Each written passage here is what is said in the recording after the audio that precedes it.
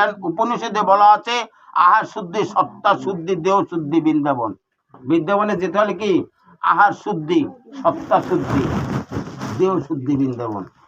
আহার শুদ্ধি করলে আত্মার সত্তা শুদ্ধি হবে, সত্তা শুদ্ধি হলে দেহ শুদ্ধি হবে, দেহ শুদ্ধি হলে বৃন্দাবন লাভ করতে পারবেন, তাহলে আপনার ভজন সাহিত্য সিদ্ধি হবে।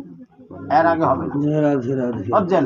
তাহলে আগে আহার শুদ্ধি। তাহলে এখানে বলা আছে আহার শুদ্ধি, সত্তা শুদ্ধি, দেহ শুদ্ধি, বৃন্দাবন।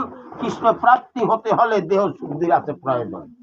যদি কৃষ্ণকে লাভ করতে হয় তাহলে আগে দেহ শুদ্ধি করতে হবে, আপনার দেহকে শুদ্ধ করে নিতে হবে, বুঝছেন? মুরগির মাংস খাইলাম, তারপরের দিন একাদশী থাকলাম, নিরামিষ খাইলাম, আর ভগবানের লাভ করলাম, ঢন্ডনা ডান। ও একাদশী কোনো ফল লাভ হবে না। একাদশী থাকবেন, মাছ মাংস, ডিম, পেঁয়াজ রসুন খাওয়া বন্ধ করবেন। আপনিও খাবেন না, কাউকে খেতেও দেবেন না। আপনার এটা কর্তব্য।